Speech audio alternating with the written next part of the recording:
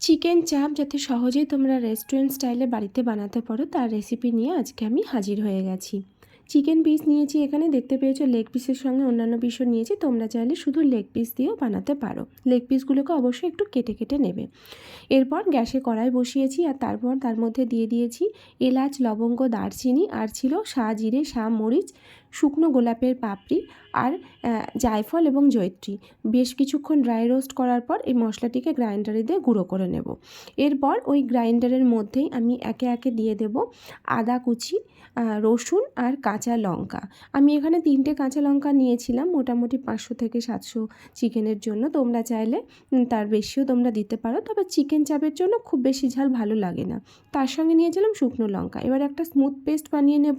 চিকেনটা ম্যারিনেট করার জন্য যে মশলাটা বানিয়েছিলাম সেই মশলাটা বেশ খানিকটা দেব। তারপর তার মধ্যে আমি এবার দিয়ে দেব টক দই।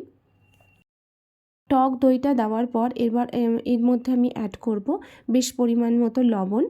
তোমরা যেমন লবণ খাবে সেরকম অ্যাড করে নেবে তোমরা। লবণটা দেওয়ার পর এর মধ্যে দিয়ে দেব সাদা তেল। সাদা তেলের পরে এবার আমি যে মশলাটা বানিয়ে রেখেছিলাম পেস্ট, সেই পেস্ট মশলাটা দিয়ে দিলাম। তারপর বেশ ভালো করে মশলার সঙ্গে চিকেনটাকে বেশ ভালো করে মাখিয়ে নেব। মাখিয়ে কিন্তু এটাকে ম্যারিনেট অবস্থায় রেখে দেব অন্তত পক্ষে 45 মিনিট, বা তার বেশি রাখলে আরও বেশি ভালো। আমি এখানে 30 মিনিট মতো রেখেছিলাম।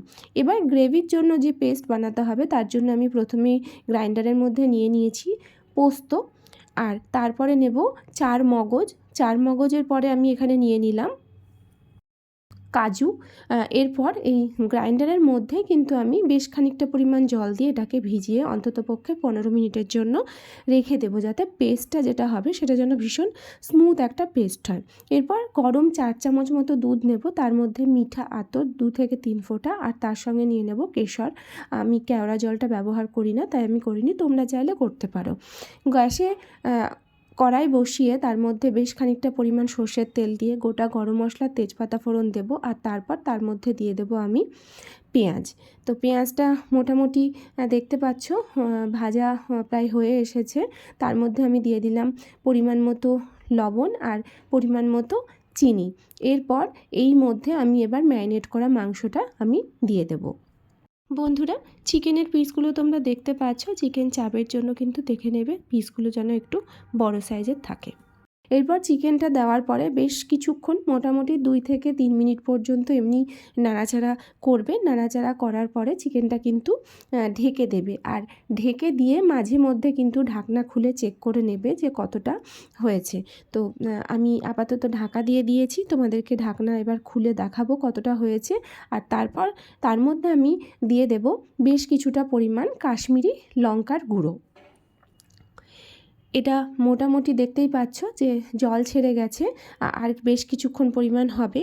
এই অবস্থায় আরেকটু নাড়াচাড়া করব। যখন দেখব তেলটা ছেড়ে আসছে তখন আমি কিন্তু ওই যে স্মুথ একটা পেস্ট বানিয়েছিলাম কাজু, চারমগজ আর পোস্ত দিয়ে, সেই পেস্টটা দিয়ে দেব। যেহেতু কাজু দেওয়া হয়েছে তাই ঢাকা দিয়ে বেশিক্ষণ রান্না করলে কিন্তু পুড়ে যেতে পারে বা লেগে যেতে পারে কড়াইয়ের তলায়। সেই জন্য এটাকে যতটুকু পারবে 1 থেকে 2 মিনিট হওয়ার পরেই কিন্তু চেক করবে আর একটু ভালোভাবে নেড়ে দেবে। এরপরে এরকমভাবে বেশ কিছুক্ষণ পর্যন্ত নাড়াচাড়া করবে ঢাকনা দিয়ে এবং ঢাকনা খুলে। তারপরে যখন দেখবে তেলটা ছেড়ে গেছে তখন কিন্তু তার মধ্যে কালারটা দেখতে পাচ্ছ চেঞ্জ হয়ে গেছে, তখন কিছুটা বাটার দিয়ে তোমরা গ্যাসটাকে কিন্তু অফ করে দেবে। পুরো রান্নাটাই কিন্তু গ্যাস সিমে দিয়ে করবে, একদমই হাই ফ্লেমে করবে না। তোমরা দেখতে পাচ্ছ বন্ধুরা, আমার কিন্তু চিকেন চাপ একদম রেডি হয়ে গেছে। আর কালারটা দেখো ভীষণ সুন্দর হয়েছে, আর সত্যি কথা বলতে কি একদম রেস্টুরেন্টের মতোই কিন্তু টেস্ট হয়েছে। তো বন্ধুরা, রেসিপিটি তোমাদের কেমন লাগলো সেটা কমেন্টে জানাও, আর সেই সঙ্গে কে কে তোমরা বাড়িতে চিকেন চাপ বানাচ্ছ সেটাও কিন্তু জানাতে ভুলো না।